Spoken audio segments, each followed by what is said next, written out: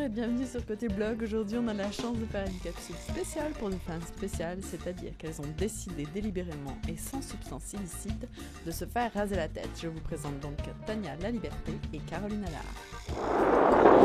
Et Caroline, ça va bien? Oui. Comment vous vous sentez dans vos cheveux aujourd'hui? Écoute, c'est surtout avec le vent d'aujourd'hui, très hâte que ça soit fini, très hâte de profiter de l'été sans avoir à se coiffer tous les matins. Ah, beau chapeau. Oui, mais je pense que ça va quand même manquer d'avoir le vent dans les cheveux. C'est quand même une sensation. Peut-être ça va être le vent sur le crâne, ça va être C'est le coup de soleil. Oui. Bon, déjà, mesdames, pourquoi ce geste si extrême?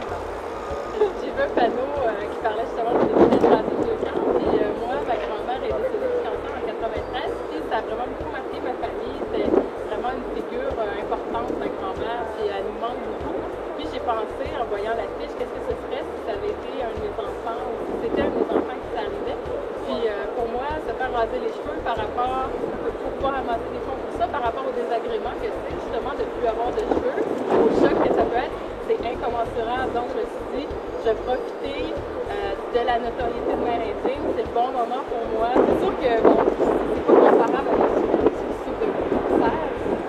Moi, je le fais par choix. Je suis en pleine santé. Je vais garder mes soucis. mais j'ai quand même hâte de voir comment le regard des autres va changer. Puis comment mon regard sur moi-même aussi va changer. Comment tu comptes amasser? Jusqu'à maintenant, ça marche bien. Bon, ça a vraiment généreux. Je fais une surprise. Jusqu'à maintenant, ça marche bien. Oui, moi, je m'étais fixé comme objectif 10 000 parce que j'avais aucune idée. Donc, j'avais demandé à des gens qui m'avaient dit, moi, ma belle-sœur, elle a fait son 2 000 à la tête facilement, etc. Là, je me suis vraiment été une clé lettre pour 10 000. Mais c'est super difficile de ramasser de l'argent, en fait. Même si les gens sont généreux, c'est qu'il y a la partie des vues des amis qui en donnent tout de suite. Mais là, après, il faut travailler. Donc là, je suis rendue au moment où je dois travailler. Donc là, je vais mettre aux enchères les bobettes de Jean-Louis XXX dont j'ai parlé abondamment dans mon blog. Alors, on va voir comment ça va marcher. Mais c'est un peu par essai, de s'amuser aussi. Moi, j'essaie de m'amuser avec ça pour que les gens voient un aspect ludique dans l'idée. C'est pour que, dans le fond, ça soit une occasion de faire quelque chose de bien. Et quel rapport vous avez avec Je suis un peu pas indifférente à mes cheveux. J'aime ça quand ils sont bien coiffés et tout, mais je suis souvent passée du long au court de la fois j'attendais. Donc, c'est un peu un traumatisme pour moi de me retrouver avec des cheveux très très courts ou plus de cheveux parce que j'ai vraiment l'expérience que ça pousse assez rapidement. D'ailleurs, quand les gens me disent « Ah, c'est tellement courageuse », moi ça me fait un peu rigoler parce que je suis contente de me servir de ce texte-là pour avancer des fonds. J'avoue, je suis quand même une personne qui peut passer pas mal de temps sur mes cheveux, à me préparer. Donc, je vais gagner du temps, j'essaie de voir ça comme ça, de sauver du temps le matin. Mais trouver de l'argent, pour avoir, moi je pense que ça va me manquer, surtout quand ça va pousser, puis ça va être dans une longueur un peu indécise.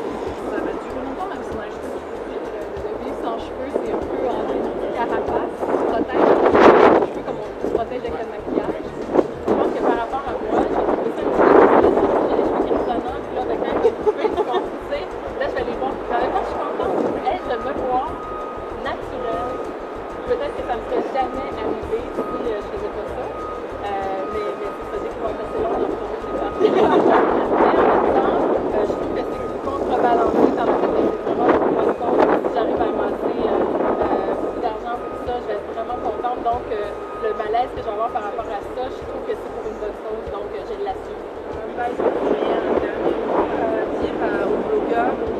Moi, je les inviterais tout simplement soit à donner sur Radio Camp, que ce soit moi, Caroline, tout simplement à donner, ou à venir nous voir. Ça va être à Montréal, à la Sylvanie, le 10 juin. Donc, à venir nous voir se faire raser. Je pense que ça va être intéressant de voir ça en direct. Puis, pour ceux qui n'ont pas l'occasion de nous voir en direct, de suivre la deuxième capsule. Oui. Donc, il va y avoir une capsule justement avec cette journée-là. Donc, j'invite les blogueurs à nous suivre sur le blog. Georgie, on aura le droit de leur caresser la tête. Voilà. Moi, j'invite Tania à venir me faire un don de 20 $. Je vais faire la même chose pour elle. Donc, on va mutuellement s'entraider là-dedans. Puis peut-être qu'on peut convaincre d'autres personnes par la même occasion de faire la même chose, de venir faire un don. Merci beaucoup, nos deux femmes spéciales. Puis rendez-vous le 10 juin. Puis il y aura une troisième capsule pour voir la vie.